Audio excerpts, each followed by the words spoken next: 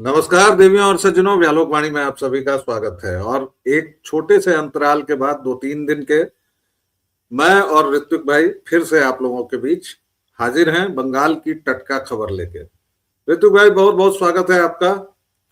Budget आया, budget में बंगाल के लिए क्या मिला? और ममता बानो ने कह दिया कि हम्टी डम्टी। हालांकि कुछ लोगों ने तो ये भी कह दिया कि नाच गाना करने जाते हैं पीएम और क्या करते हैं, जबकि वो इजराइल में जो सांस्कृतिक कार्यक्रम हुआ था उसमें राष्ट्रगान बज रहा था। तो राहुल विंची समेत ममता बानो तक, इन लोगों की बुद्धि भ्रष्ट हो गई है, पत्थर पड़ गए हैं, या क्या मामला है? इलेक्शन अलग मुद्दा है, लेकिन बजट के नजरिए से कैसे देखें बंगाल और बजट, और क्या क्या हो सकता है, कैसे इसको देखना चाहिए? सर्वप्रथम व्यालोक भाई, आपको और आपके प्यारे प्यारे प्रबुद्ध दर्शकों को जय श्री राम, हर महादेव और वंदे मातरम। देखिए, ममता बनर्जी तो इससे चिड़चिड़ा रही हैं जैसे कि पता नहीं क्या उनकी दुखती नस पर हाथ रख दिया कि क्या रख दिया। बजट ने इतना कुछ एक तरह से पिटारा खोल दिया बंगाल के लिए, और इनको उसमें वो हम्टी डम्टी लग रहा है। तो तुम्हारे कार्यकाल में सिर्फ 15 साल में, वो तो सीपीएम के काले साम्राज्य में भी नहीं हो, तुम्हारे कार्यकाल में 15 साल में 14,000, ये डेटा है, 14,000 उद्योग बंद हो गए, उद्योगपति चले गए। एक साल में 90,000 से 1 लाख लोग पलायन करके बाहर निकल गए और निकल रहे हैं। ये हम्टी डम्टी नहीं है। तुम लोग ये अभी तो सुनने में आ रहा है कि वो लक्ष्मी भंडार योजना जो चलाती हैं वो बंद करने की नौबत आ रही है उनको, ये खबर आई थी। बहरहाल कितना कुछ किया है। अभी बजट शुरू होने से पहले इन्होंने रेल मंत्रालय ने वो वंदे भारत स्लीपर शुरू किया। सबने देखा वो खबर। उसका जो इनॉग्रेशन था नरेंद्र मोदी जी ने जाकर किया मालदा से, और वो कामाख्या तक जा रही कोलकाता से, पहली स्लीपर ट्रेन। 2 फ्रेट कॉरिडोर बन रहे हैं। डानकुनी एकदम कोलकाता के बगल में ही एक जगह है, वहां से, और एक बन रहा है आपका क्या कहते हैं, सिलीगुड़ी से वाराणसी तक। इसके अलावा वाटरवेज को कनेक्ट करने की योजना है। नदिया, हल्दिया और हावड़ा ढुलाई पर जो ज्यादा पैसा लगता है वो कम लगे, इस पर भी ध्यान दिया जा रहा है, क्योंकि उसके ऊपर भी जी बोलिए। ये नदी जो वाली या वाटरवेज की जो है, ये तो पिछले 2-3 साल से केंद्र सरकार इस पर बहुत जोर दे रही है। हल्दिया से, पटना से, पूरे एक अलग तरह से बनारस से, और कई सारी योजनाएं चल रही हैं। अभी उसके परिणाम अभी सामने नहीं दिख रहे हैं, लेकिन दिखेंगे जी। वही चीज तो उससे क्या होगा कि पोर्ट्स को इंटीग्रेट कर देंगे, तो आपकी जो ढुलाई पर जो खर्चा होता है वो कम होगा ना, ऑटोमेटिकली कम होगा। और आपके पोर्ट्स जब इंटीग्रेट होंगे और वहां पे माल आएगा, तो उससे भी तो समृद्धि बढ़ेगी, उससे भी तो इंडस्ट्री को मुनाफा होगा ना। ये सारी चीजों पर कब ध्यान? सारी जूट मिल्स तो बंद हो गई पिछले 50 साल में। जो सबसे बड़ा वो था, रेवेन्यू जनरेटिंग इंडस्ट्री हुआ करती थी, उसको आपने बंद करवा दिया।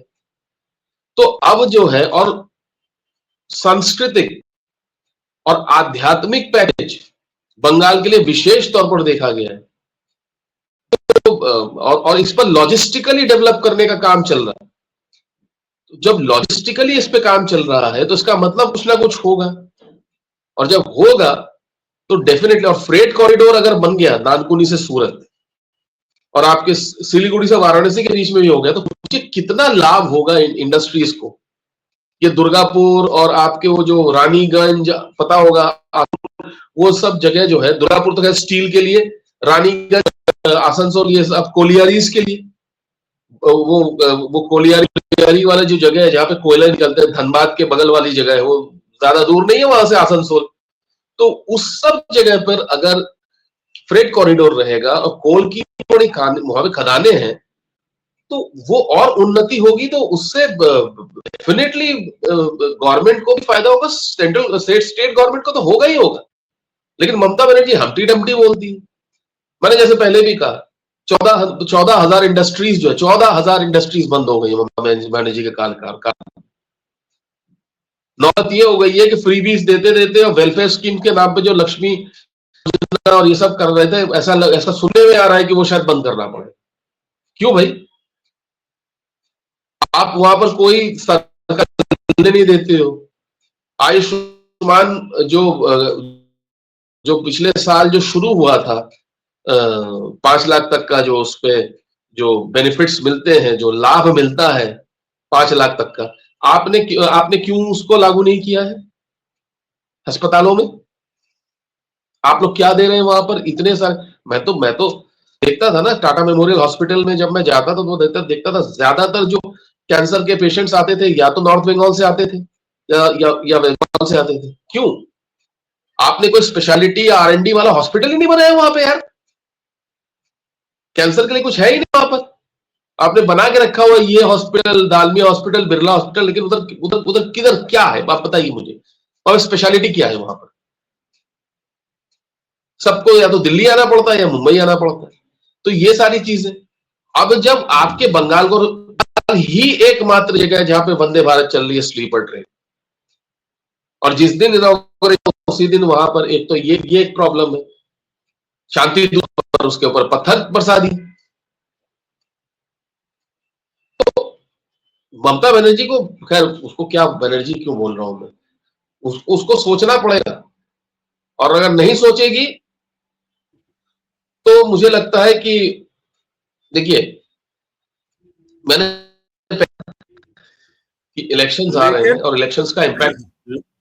लेकिन ऋत्विक भाई, इन सब बातों का, हम लोग जितनी भी बातें कर रहे हैं, इन सब का बंगाल के हिंदू समाज पर क्या असर पड़ेगा? क्या उसे ये दिख रहा है कि ये सरकार बजट में इतना दे रही है? मैं उस प्रदेश से हूं जो पलायन के लिए कुख्यात रहा है, बिहार।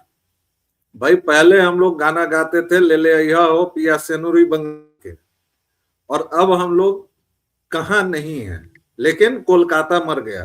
कोलकाता जैसा शहर, उसको इन लोगों ने मार दिया, पहले कांग्रेस ने, फिर वामपंथी ने, और ममता बाने ने तो खैर गजब ही कर दिया।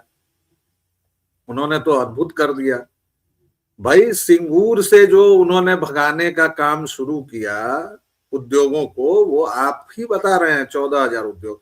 लेकिन इन सब का क्या वहां के लोगों पर कोई असर पड़ेगा? क्या वो जान रहे हैं कि क्या होने वाला है या क्या नहीं होने वाला है? या हम लोग एक बार फिर से अपने आप को ही ठगेंगे? जी, हम लोग देखिए हिंदू समाज, देखिए एक चीज बताऊं, अगर इस बार ममता बनर्जी को ले आए तो खुद ही भुगतेंगे ये लोग। लेकिन एक ये भी विश्व चल रहा है समस्त राष्ट्रवादियों के बीच में, की मैं बात नहीं कर रहा हूं, जो सचमुच के 2-4 राष्ट्रवादी हैं उनकी बात कर रहा हूं। ये विमर्श चल रहा है कि अगर ममता बनर्जी जीत गई तो भी उसकी ताकत इतनी कम हो जाएगी कि वो उस बेलौज में अब काम नहीं कर पाएगी। इतना प्रबंध भारतीय जनता पार्टी ने कर दिया है वहां, इतना तो होने जा रहा है। लेकिन एक चीज मैं देख रहा, ग्राम बांग्ला में जो है, देखिए सड़कों का ऐसा जाल बिछा हुआ है हर जगह पे। इनफैक्ट उस दिन मैं भैया से बात कर रहा था, मनीष ठाकुर भैया से, बोल रहे बिहार में तो सड़कें बहुत अच्छी हो गई, यूपी से भी अच्छी सड़कें, लेकिन बंगाल में बहुत बुरी हालत है। रात को 8 बजे 7 बजे मतलब 7 बजे से लेकर रात को 11-12 बजे तक सियार बोलते हैं, लगा बग्गे घूमते हैं, बच्चों को छोड़ा नहीं जाता है। ये जो हम कहानी की किताबों में पंचतंत्र में पढ़ते थे वो हाल है। तो बंगाल में लोग तो एकजुट है, और भले लोग में भी टूटन है, लेकिन कितनी है वो मुझे नहीं पता है। लेकिन वालों को सोचना पड़ेगा ना। इनको लगता है कि अगर सब लोग तो मर रहे हैं, ये मर रहे हैं, वो मर रहा है, हमारा कुछ नहीं होगा क्योंकि हम तो सेक्युलर हैं। ऐसा नहीं है भाई।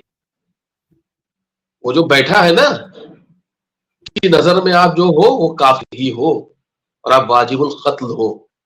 सोच लो, और आप सबके घर की जो है वो माले इसी को जोड़ते हैं, इसी बात को जोड़ते हैं, और कुछ तस्वीरें दिखाता हूं। जी एक हम ही नहीं तन्हा, बंगालियों एक आप ही नहीं तन्हा, बिहारी भी बहुत कमाल कर रहे हैं, जरा देखिए। अब ये मां मरियम मुकामा तीर्थ यात्रा निकाल रहे हैं माननीय तेजस्वी यादव जी और उनकी पत्नी रेचल यादव जी। एक तरफ तो ये हैं, दूसरी तरफ ये भाई साहब हैं। अब इसमें दाहिने वाले को तो सब लोग पहचान रहे हैं, ये भाई साहब कोटद्वार के मोहम्मद दीपक हैं। जब एक मोहम्मदन की दुकान पर किसी ने आपत्ति की कि भाई तुम अपना नाम लिखो, बाबा क्यों लिख रखे हो, तो ये भाई साहब आए सीना चौड़ा करके, और ये जिम वाले हैं, जिम के मालिक हैं, और इन्होंने कहा कि मैं मोहम्मद दीपक हूं, मेरा नाम है मोहम्मद दीपक। और इनका एक और कारनामा है, जरा देखिए इनकी ये पोस्ट। अब ये इतने बड़े मूर्ख हैं कि इन्होंने दिल्ली इंडिया गेट पर शहीदों की संख्या बताई है। पहली बात कि इंडिया गेट पर जो भी नाम गुदे हैं वो ब्रिटिशर्स के लिए लड़ने वाले सिपाहियों के हैं। मैं उनको कोई बलिदानी नहीं मानता, वो खाने गए थे, अपना कमाने गए थे और उन्होंने किया, कोई वो देश के लिए कुर्बान होने नहीं गए थे। इसमें उन्होंने मोहम्मदन की संख्या दिखाई है, सिख की दिखाई है, पिछड़े, दलित, सवर्ण। मतलब एक तरफ आप सीधे ये मोहम्मद दीपक जो है ये सीधे मोहम्मदन में मोहम्मदन छांट दे रहे हैं, सिख में सिख, लेकिन उसके बाद इनको पिछड़े, दलित, सवर्ण, संघी, गुजराती, मारवाड़ी सब नजर आ जाते हैं। ये जो बोध है कब आएगा हम लोगों को, और कब हम लोग सुधरेंगे? और अभी जो ये तेजस्वी वाली तस्वीर मैंने दिखाई, ये तो बंगाल में ऑलरेडी हो चुका है। हाँ, ये वो तो चल रहा बंगाल है वहां पर। राह पर बहुत तेजी से जा रहा है। ये थोड़ा हाँ, तो जी वो तो मैंने आप सुनाया था ना, जो श्रेया घोषाल से गया था और ममता ममता बानू ने लिखा था, মা তুমি जी আছো হৃদয়ে জুড়ে, সবাই হৃদয়ে জুড়ে, মা अम्मा अम्मी मदर एक ही भूली ताकी करे। तो ये एक तरह से तो हिंदुओं के मुंह पर थूकना ही है ना, हिंदू वहां पर जाकर नाच रहा है। दूसरी चीज ये है कि हिंदुओं के पूजा पंडाल में आकर ये डेमोन्स्ट्रेट किया कि मुहर्रम कैसे मनाए जाते हैं। अब क्या बोला जाएगा? वहां पर तो रैम्पेंटली मतलब कन्वर्जन चल रहा है, और ये लोग तो ज्यादा शट और पामर है। ये जो यीशु मसीह वाले हैं, जिसको यीशु मसीह वो जो क्रॉस पे खड़ा हुआ है, उसको ये इसको फॉलो करने वाले लोग तो सबसे ज्यादा बदमाश है। क्योंकि मैं पढ़ रहा था तो पाया कि कॉन्स्टेंटाइन बना तीसरी शताब्दी में क्रिश्चियन, फिर उसके बाद फ्लोई फ्रांस का फ्लोई वन बना चौथी शताब्दी या पांचवी शताब्दी में, उसके बाद फिर व्लादिमीर बना। उन लोगों में पूरे यूरोप में फैलने के लिए क्रिश्चियनिटी को 800 से 900 वर्ष लगे। हमारे देश में आया, राजा बन के किसी राजा को बना दिया गया, वो उनका प्रतिनिधि बन गया, उधर से रामाबाई थी पंडिता, इन लोगों ने मिलकर कन्वर्जन करना शुरू किया, मुश्किल से 10-15 साल में हम कन्वर्ट होना शुरू हो गए। और यही हाल बंगाल में भी है, लेकिन फिर भी वहां काहे पर की लोग पंडिता जो भाई, बंगाल तो बहुत लंबे समय से सह रहा है ना। जब राजा राम मोहन राय जैसा क्रिप्टो क्रिश्चियन बनाया गया, जिसने सती प्रथा को हमारे माथे पर चिपका दिया हिंदुओं के, और उस व्यक्ति को हमारी किताबों में महान समाज सुधारक और पता नहीं क्या क्या बताया गया, तो वो एक फिल्म आई थी ना जिसमें कहता है कि हिंदुस्तानी के तो सबसे बड़े दुश्मन हिंदुस्तानी ही हैं, बाकी कोई भी दूसरे नंबर पर आता है। वो तो एक वो तो व्यालोक भाई, ब्रह्मो समाज ही हिंदुस्तानियों के मुंह पर सबसे बड़ा कलंक है। जो ब्रह्मो ना, वो तो कलंक ही है ना। उससे बड़ा कलंक और क्या हो सकता है हिंदुओं के ऊपर, हिंदुओं के ऊपर? उसी तरह से केशव चंद्र सेन भी थे, उन्होंने भी वही काम किया। तो ये सारे लोग, मतलब इस और तरह के रॉबिन लोग ठाकुर हैं। कौन से, रॉबिन और ठाकुर कौन से ये थे पीछे? भाई रॉबिन ठाकुर ने तो गोरा लिख दिया, जिसमें अंत में जाके गोरा को अपनी आइडेंटिटी पता चलती है। मतलब उन्होंने, आप देखिए ये लोग कितने बदमाश थे। एक कट्टर सनातनी को अंत में दिखा दिया कि वो तो असल में ईसाई है। मतलब पूरी उसकी जीवन यात्रा को ही प्रश्न में खड़ा कर दिया, प्रश्नांकित कर दिया। चलते चलते एक और बात, ऋत्विक भाई, ममता बानो आज दिल्ली गई हैं, गरज रही हैं, तरज रही हैं, कह रही हैं कि हम अपॉइंटमेंट लेके चुनाव आयोग आए थे, लेकिन दिल्ली पुलिस की तैनाती बहुत खराब है और हमें छोड़बो ना, हमें संघर्ष करबो, और पता नहीं उनका जो है एक दो नारे जो हैं उनके घिसे पिटे। चलते चलते आपके कंक्लूडिंग रिमार्क्स प्लीज। जी, कंक्लूडिंग रिमार्क्स ये है व्यालोक भाई कि ये जो है ना ममता बनर्जी खींच, क्योंकि क्या है कि अब एसआईआर जो है इसमें उसको पता चल गया है कि स्पष्ट रूप से जो है ये जो 1 करोड़ 20 लाख लोग हैं इसमें से है निकल जाएंगे। और इसने जो इनके लोगों ने जो ऊपर किया दिनाजपुर में, मुर्शिदाबाद में, उसके बाद क्या कहते हैं सर्वर फोड़ दिया, चीजें चुनाव आयोग को पता चल गया। चुनाव आयोग ने कह दिया कि भाई हम तो बहुत सख्त हैं, तो बदमाशी वो करेगी। This is the last on her diets. अब ये देखना है क्योंकि हिंसा भयंकर होगी, हो रही है और ज्यादा होगी, और ज्यादा किससे कई गुना ज्यादा होगी। अब देखना है कि लामबंद पब्लिक होती है कि नहीं, क्योंकि ये जो राष्ट्रवादियों ने जो किया है, अब देखिए राष्ट्रवादी अब एक एक जो ये राष्ट्रवादी जो लोग हैं ये तथाकथित, ये अब बजट पे रायता फैला रहे हैं। जबकि कितना अच्छा मेजर्ड बजट आया है, इस पे रायता फैला रहे हैं लोग। और आपने दूसरी बात बताई, मोहम्मद दीपक जी, हमारे यहाँ पर चुनाव चल रहा था, एक कैंडिडेट का नाम है अकरम देश पांडे। मैं तो गिर गया, मैंने कहा देश ब्राह्मण अकरम, ये क्या हाल में है भाई। तो ये है, खैर वो थोड़ा विषयांतर हो जाएगा, मैं फिर बोल रहा हूं थोड़ा समय दीजिए। हालांकि नहीं तो बंगाल केंद्र की सरकार, ये सवाल तो बचा रह जाएगा ना कि हिंसा क्यों हो रही है। आप वहां आयोग को शासन संभालना है, वहां पूरी सेंट्रल फोर्सेज आप ठूसिए और ममता बानो को राह पर लाइए। यही हम लोग मना सकते हैं, यही हमारी उम्मीद है। दर्शकों श्रोताओं, बंगाल का रण संघर्ष महाभीषण होगा, दुर्योधन रण ऐसा होगा फिर कभी नहीं जैसा होगा।